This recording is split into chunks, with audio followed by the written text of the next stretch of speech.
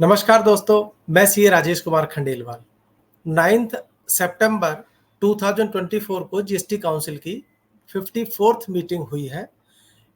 इस मीटिंग के अंदर जीएसटी काउंसिल ने जो प्रपोजल दिए हैं वो इस वक्त आपके सामने स्क्रीन पर है और उसने क्या प्रपोजल दिए हैं इस मीटिंग के अंदर वन बाय वन मैं आपके साथ डिस्कस करूंगा। ये जो प्रपोजल दिए हैं इनको 3 पार्ट्स में डिवाइड किया है। एबीसी ए के अंदर गुड्स और सर्विसेज के रिलेशन में जो जीएसटी रेट है उनके बारे में प्रपोजल है और बाकी जो 2 बी और सी हैं उसमें ट्रेड के फैसिलिटेशन से रिलेटेड मेजर्स के बारे में बात की गई है। यदि मैं पार्ट ए की बात करता हूं जहां पर जीएसटी रेट गुड्स या सर्विस के रिलेशन में चेंज है, क्लैरिफिकेशन है, तो सबसे पहला जो इन्होंने अमेंडमेंट किया है जीएसटी रेट ऑन एक्सट्रूडेड और एक्सपेंडेड प्रोडक्ट, सेवरी और साल्टेड, जो ये फूड है इस पर रेट ऑफ टैक्स था 18%।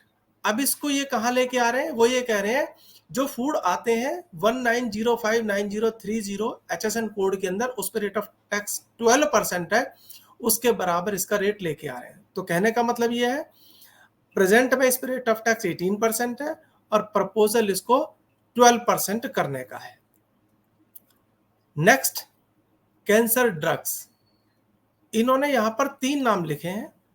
कैंसर ड्रग के ऊपर जो ये 3 नाम है इस पर रेट ऑफ टैक्स 12% से रिड्यूस करके 5% करने का रिकमेंडेशन है। नोटिफिकेशन अभी आएगा, जब नोटिफिकेशन आएगा तब ये रेट रिड्यूस्ड होके एप्लीकेबल हो जाएंगे।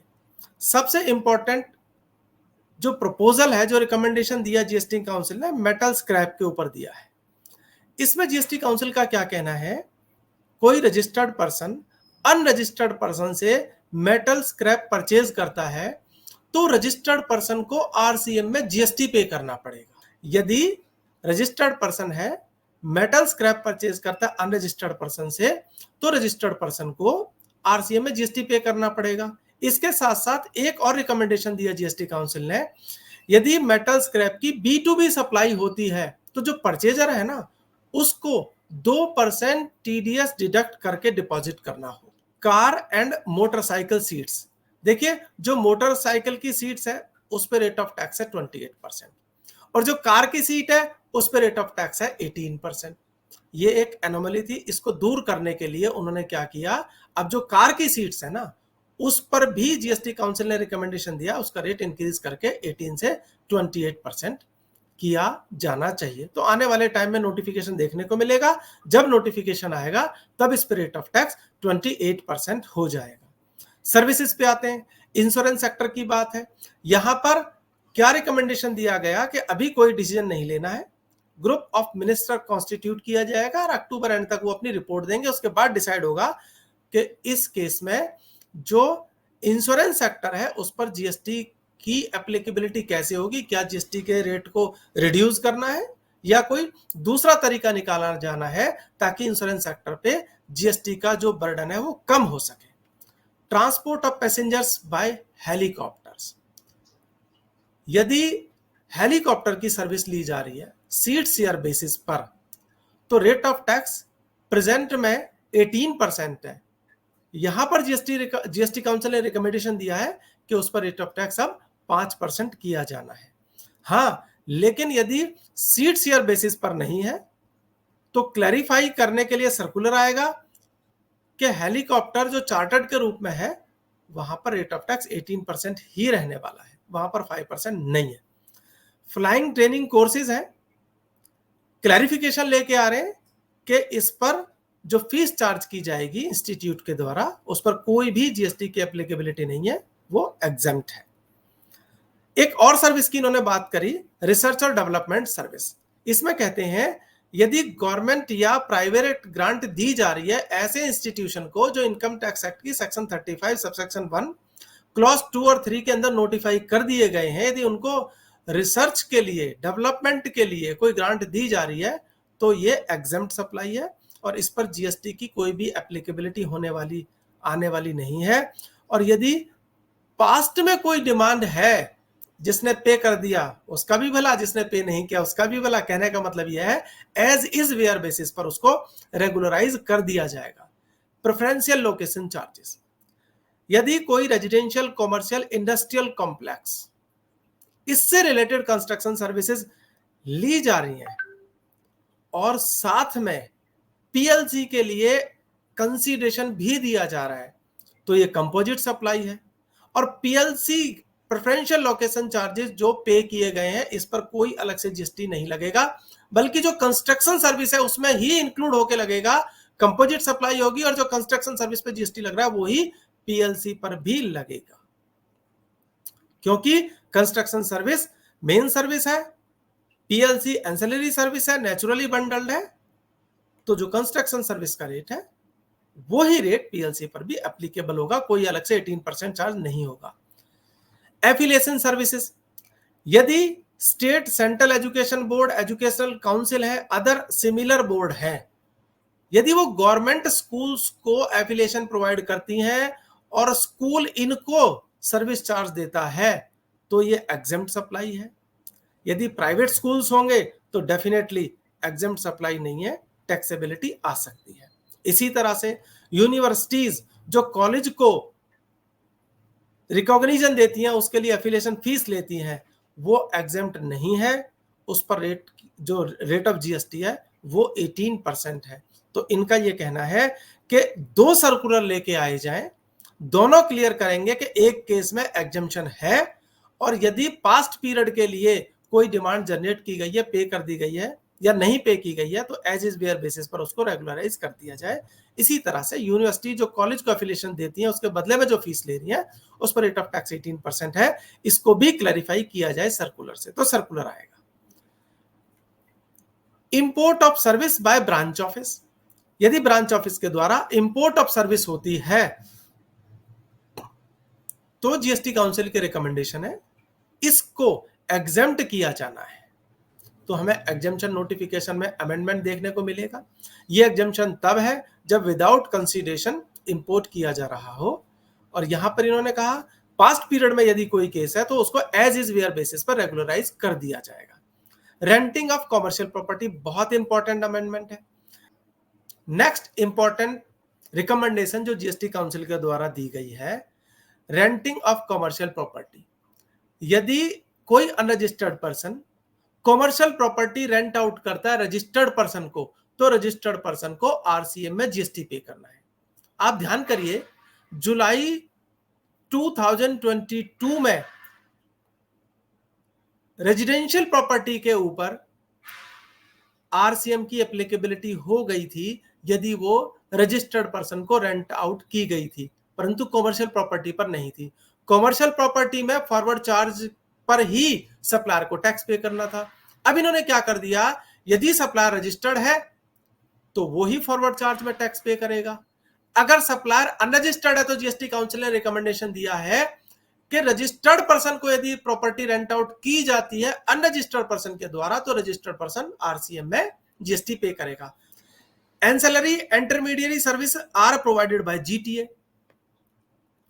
जीएसटी काउंसिल ने रिकमेंडेशन दिया कि एक क्लैरिफिकेशन और दीजिए, यदि कोई जीटीए सर्विस प्रोवाइडर है, कंसाइनमेंट नोट इशू किया है और इस सर्विस को प्रोवाइड करने के दौरान वो कुछ एंसेलरी सर्विस प्रोवाइड करता है, loading unloading, packing unpacking, transshipment और टेम्परेरी वेयर हाउसिंग एटसेट्रा, इस टाइप की कोई एंसेलरी सर्विस भी है, तो ये जो जीटीए की सर्विस है ना उसी सर्विस का पार्ट बनते हुए कंपोजिट सप्लाई बन जाएगी। कहने का मतलब यह है जो जीटीए की सर्विस पर जीएसटी पे किया जा रहा है वही इन पर भी होगा। अमेंडमेंट नहीं है, क्लैरिफाई करना है। लेकिन एक इंपॉर्टेंट एस्पेक्ट इसके अंदर यह है, यदि कंसाइनमेंट नोट इशू नहीं किया गया है, मींस जीटीए की सर्विस प्रोवाइड नहीं की जा रही है बल्कि यह सर्विस सेपरेटली प्रोवाइड की जा रही है, तो वहां पर जीटीए की सर्विस मानते हुए जीएसटी रेट एप्लीकेबल नहीं होगा, बल्कि ये इंडिपेंडेंट सर्विस है, जो रेट इन पर एप्लीकेबल होगा सर्विसेज पर वो ही रेट एप्लीकेबल होगा। इसको कंपोजिट सप्लाई के रूप में ट्रीट नहीं किया जाएगा। अब पार्ट बी की मैं बात करता हूं, measures for facilitation of trade. अभी जो फाइनेंस एक्ट 2024 पास हुआ है, अभी उसके सेक्शन नोटिफाई होने हैं, तो वहां पर एक नया सेक्शन लेके आए हैं 128A, और इस सेक्शन के थ्रू गवर्नमेंट ने क्या किया है, जो जीएसटी के पहले 3 साल थे, यदि 73 के अंदर कोई डिमांड जनरेट हुई है तो उसमें गवर्नमेंट का यह कहना है यदि 31/3/2025 तक टैक्स पे कर दिया जाएगा तो इंटरेस्ट और पेनल्टी का वेवर दे दिया जाएगा। अब इसके लिए रूल्स बनने बाकी हैं, फॉर्म्स आने बाकी हैं। तो जीएसटी काउंसिल ने रिकमेंडेशन दिया है कि सेक्शन 128 को ऑपरेट करने के लिए रूल 164 इंसर्ट किया जाना चाहिए। इसी को ध्यान में रखते हुए जीएसटी काउंसिल ने प्रपोजल दिया कि रूल इंसर्ट करिए, इससे रिलेटेड जो फॉर्म्स है वो लेके आइए, और 31/3/2025 तक पेमेंट करनी है। पेमेंट कर देंगे, कुछ फॉर्म फाइल करने होंगे, और फॉर्म डिफरेंट स्टेजेस के लिए डिफरेंट है। अगर सोकोज नोटिस इशू हो चुका है उसके लिए डिफरेंट फॉर्म, जैसे कि मीडिया में जो सोशल मीडिया के अंदर रिपोर्ट्स अवेलेबल है, यदि सोकोज नोटिस दे दिया गया है, डिमांड अभी कंफर्म नहीं करी है, उसके लिए फॉर्म अलग है। डिमांड कंफर्म हो चुकी है मींस डिमांड ऑर्डर इशू हो चुका है, उसके लिए फॉर्म अलग है। इसके बाद में यहां पर कुछ और भी फॉर्म्स हैं, जैसा कि सोशल मीडिया पर चीजें अवेलेबल है, उसके अकॉर्डिंग मैं आपको बताने की कोशिश कर रहा हूं। तो आने वाले टाइम में अभी रूल बनेंगे, रूल के साथ फॉर्म आएंगे, फिर फॉर्म वो हमें ऑनलाइन अपलोड करने पड़ेंगे, उसके बाद में वेवर मिलेगा इंटरेस्ट और पेनल्टी का। अब इसमें जब रूल आएंगे तब हमें पता चलेगा कि जिन्होंने डीआरसी 03 से पेमेंट कर दिया है, जिनकी रिकवरी हो चुकी है, या जिन्होंने ऑलरेडी पेमेंट कर दिया है, क्योंकि 128 तो ये कहता है ना कि टैक्स पेबल होना चाहिए, चाहे सोकोज नोटिस के बेस पे हो चाहे ऑर्डर के बेस पे हो। तो यहां पर इन्होंने बताया रूल भी बनाएंगे और सर्कुलर भी लेके आएंगे, और उसमें क्लैरिफाई करेंगे कि ये सेक्शन कैसे ऑपरेटिव होगा, कैसे कैसे जो उनकी डिमांड जनरेट हो चुकी है उनको इंटरेस्ट और पेनल्टी में जो वेवर दिया जाना उसका रिलीफ कैसे मिलेगा। जीएसटी काउंसिल ने रिकमेंडेशन दिया कि जो नए सेक्शन इंसर्ट किए गए ना, सेक्शन 16, सबसेक्शन 5, सबसेक्शन 6, इनका मैकेनिज्म क्या होगा। तो जीएसटी काउंसिल ने कहा है कि इनका मैकेनिज्म भी आप लेके आइए। तो आने वाले टाइम में इनका मैकेनिज्म भी हमें जल्दी से जल्दी देखने को मिलेगा।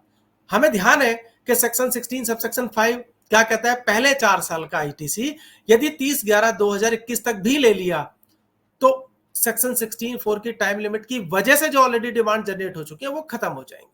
इसी टाइप से सेक्शन 16 भी कुछ कुछ ऐसा रिलीफ देता है, यदि जीएसटी नंबर कैंसिल हो गया है तो सर्टेन टाइम पीरियड तक यदि रिटर्न फाइल कर दी गई है, या सेक्शन 16(4) के भी टाइम लिमिट है, वहां तक आईटीसी ले लिया गया है, तो रिलीफ मिलेगा। लेकिन अभी ये नोटिफाई तो हुए नहीं है, इनके मैकेनिज्म भी नहीं है, डिमांड जो ऑलरेडी जनरेट हो चुकी है वो कैसे खत्म होगी, तो इसके लिए अभी हमें थोड़ा सा वेट करना पड़ेगा। लेकिन जीएसटी काउंसिल ने रिकमेंडेशन दे दिया है कि इनके लिए जल्दी से जल्दी काम किया जाए ताकि इसको इंप्लीमेंट किया जा सके। एक और बेनिफिट है, और बहुत बढ़िया बेनिफिट है, रूल में अमेंडमेंट करने जा रहे हैं, रूल 89, रूल 96। देखिए रूल 96 और रूल 89 रिफंड के हैं। रूल 96 और 89 इसमें यदि जीरो रेटेड सप्लाई होती है तो दो ऑप्शन होते हैं, with payment of tax, without payment of tax means against LUT. यदि विद पेमेंट ऑफ टैक्स करेंगे तो जीएसटीआर 1 और 3 भी फाइल करते ही गुड्स के केस में रिफंड आ जाना है, और यदि एलयूटी यूज करेंगे तो refund unutilised input tax credit का रिफंड अप्लाई करना पड़ेगा। लेकिन कुछ नोटिफिकेशन आए होते हैं, notification number 48/2017, notification number 40/2017 CGST act में, नोटिफिकेशन नंबर 41/2017 आईजीएसटी एक्ट में, नोटिफिकेशन नंबर 78 कस्टम का, नोटिफिकेशन नंबर 79 कस्टम का, ये भी 2017 में आए थे, ये 13 अक्टूबर 2017 को आए थे। तो इन नोटिफिकेशन का यदि बेनिफिट लेते हुए कोई पर्सन एक्सपोर्ट करना चाहता है तो उसको विद पेमेंट ऑफ टैक्स का ऑप्शन अलाउड नहीं था। आप ध्यान करिए, मर्चेंट एक्सपोर्ट के केस में वो 0.1% देके परचेज कर लेता है, लेकिन उसके पास ऑप्शन नहीं है वो with payment of tax export कर सके, तो उसको क्या करना पड़ता है, अगेंस्ट एलयूटी एक्सपोर्ट करना पड़ता है और जीएसटी का रिफंड क्लेम करना पड़ता है। तो जीएसटी काउंसिल ने रिकमेंडेशन दिया, भाई बड़ी प्रॉब्लम हो रही है, इसलिए जितनी भी ये रेस्ट्रिक्शन है सबको दूर किया जाए। और सर मुझे तो ये समझ में ही नहीं आया था अभी तक कि रेस्ट्रिक्शन लगाई ही क्यों गई थी, क्योंकि रेस्ट्रिक्शन तो लगाई नहीं जानी चाहिए, एक्सपोर्ट को बढ़ावा दिया जाना चाहिए। ये बहुत देर बाद चीजें समझ में आई, लेकिन देर आए दुरुस्त आए, बहुत अच्छी बात है। आने वाले टाइम में अब रूल 96 में, रूल 89 में अमेंडमेंट देखने को मिलने वाला है। और भी है जहां पर एम्बिग्युइटी थी, लीगल डिस्प्यूट थे, जिनके बारे में जीएसटी काउंसिल की रिकमेंडेशन है कि क्लैरिफिकेशन दी जाए, मींस सर्कुलर देखने को मिलेंगे हमें। जैसे इन्होंने बताया कि एडवर्टाइजमेंट सर्विस दी जा रही है इंडियन कंपनी के द्वारा फॉरेन एंटिटी को, तो बहुत सारे फील्ड फॉर्मेशन ने क्या किया, उनका कहना था ये एक्सपोर्ट ऑफ सर्विस नहीं है। क्यों? क्योंकि एडवर्टीजमेंट तो दी जा रही है ना, वहां तो व्यूअर्स इंडिया के भी हैं, एक्सपोर्ट ऑफ सर्विस हो ही नहीं सकती, इंटरमीडियरी सर्विस हो सकती है। तो जीएसटी काउंसिल ने रिकमेंडेशन दिया, क्लैरिफाई करिए कि ये एक्सपोर्ट ऑफ सर्विस है और इसमें एक्सपोर्ट ऑफ सर्विस के बेनिफिट मिलेंगे। डेमो व्हीकल, एक कार डीलर है, वो अपने पास डेमो व्हीकल रखता है, जो भी कार खरीदने आता है टेस्ट ड्राइव देता है उसमें। अब देखिए तो पूरी तरह से in the course of furtherance of business है, लेकिन आईटीसी ब्लॉक्ड है, ऐसा फील्ड फॉर्मेशन कहते हैं। जबकि in the course of furtherance of business है, तो जीएसटी काउंसिल ने रिकमेंडेशन दिया कि क्लैरिफिकेशन करिए कि इस डेमो व्हीकल पे आईटीसी ब्लॉक्ड नहीं है। और सबसे इंपॉर्टेंट बात, ये क्लैरिफिकेशन है, लॉ में अमेंडमेंट नहीं है, मींस डे वन से ही आईटीसी अवेलेबल होगा 1 जुलाई 2017 से, ये कोई नई चीज नहीं है। डाटा होस्टिंग की सर्विस है जो कि आउट ऑफ इंडिया प्रोवाइड की जा रही है, तो यहां पर भी जीएसटी काउंसिल ने रिकमेंडेशन दिया कि इस केस में क्लैरिफिकेशन दीजिए, ये एक्सपोर्ट ऑफ सर्विस है। तो आने वाले टाइम में हमें बहुत सारे सर्कुलर देखने को मिलने वाले हैं। एक और इंपॉर्टेंट है B2C ई इनवाइसिंग। अभी तक हमें ध्यान है जिनकी एग्रीगेट टर्नओवर 5 करोड़ क्रॉस कर जाएगी किसी भी फाइनेंशियल ईयर में, तो उनको ई इनवाइस जनरेट करना मैंडेटरी है B2B सप्लाई के केस में। अब गवर्नमेंट की मंशा है, जीएसटी काउंसिल के रिकमेंडेशन पर, जीएसटी काउंसिल की मंशा है, मैं इनफैक्ट मुझे ये कहना चाहिए कि B2C सप्लाई के केस में भी ई इनवाइस जनरेट हो। रीजन जो बताया गया, नंबर 1 रिसिपिएंट है, वो चाहता है मुझे इनवाइस मिले, वो देख सके मुझे सही इनवाइस जनरेट हुआ नहीं हुआ। दूसरा केस हो सकता है कि रिसिपिएंट को मान लीजिए रिफंड अलाउड होना है, तो उसके पास इनवाइस की कॉपी होनी चाहिए। एक और लॉजिक इसमें यह हो सकता है, क्यों जरूरी है, एक फॉरेनर आता है इंडिया में, गुड्स की परचेज करता है और गुड्स परचेज करके वो आउट ऑफ इंडिया ले जाता है, गुड्स आउट ऑफ इंडिया गई तो मींस एक्सपोर्ट हो गया, अब वो रिफंड क्लेम करना चाहता है, तो उसके पास इनवाइस होना चाहिए। इसलिए B2C इनवाइस को अभी एक ऑप्शनल ऑप्शन के रूप में, पायलट प्रोजेक्ट के रूप में ये रोल आउट करने जा रहे हैं। अभी ऑप्शनल होगा, धीरे धीरे आगे फिर ये मैंडेटरी कर देंगे। ठीक है, B2B है, B2C भी आ जाएगा, कोई इशू नहीं है। Invoice management system and new ledgers, जो ये सामने आपके स्क्रीन पे ना, बहुत इंपॉर्टेंट है। 1 अक्टूबर 2024 से इसकी एप्लीकेबिलिटी होने वाली है। मैंने वीडियो बनाया था इस पे, अभी कुछ दिन पहले ही मैंने रिलीज किया है उसको। यहां पर ये कहना चाहते हैं कि इनवॉइस मैनेजमेंट सिस्टम हम लेके आ रहे हैं, जहां पर रिसिपिएंट को उसके डैशबोर्ड पे IMS नाम से फील्ड एक नई इंफॉर्मेशन, नई यूटिलिटी देखने को मिलेगी और उसको इनवॉइस को एक्सेप्ट, रिजेक्ट या पेंडिंग करके टिक करना होगा। और जब वो ये ऑप्शन करेगा तो उसका इनपुट टैक्स क्रेडिट जो एक्सेप्ट कर लिया 2B में फ्लो हो जाएगा, रिजेक्ट कर दिया 2B में फ्लो नहीं होगा, पेंडिंग रख दिया 2B में फ्लो नहीं होगा। अभी वो ये कहते हैं अभी ये मैंडेटरी नहीं है, ऑप्शनल है। अगर कुछ भी नहीं किया गया है तो डीम टू बी एक्सेप्टेड होगा, 2B में आईटीसी फ्लो कर जाएगा, वहां से 3B में चला जाएगा। अभी रूल भी बनेंगे, क्लैरिफिकेशन भी आएगी, सर्कुलर भी आएगी। तो एक वीडियो जब इनके सर्कुलर आएंगे, रूल आएंगे, मैं फिर से बनाऊंगा। आपको ये मेरा वीडियो कैसा लगा प्लीज कमेंट करें, इस वीडियो को लाइक करें, यूट्यूब चैनल को सब्सक्राइब करें। Thank you very much.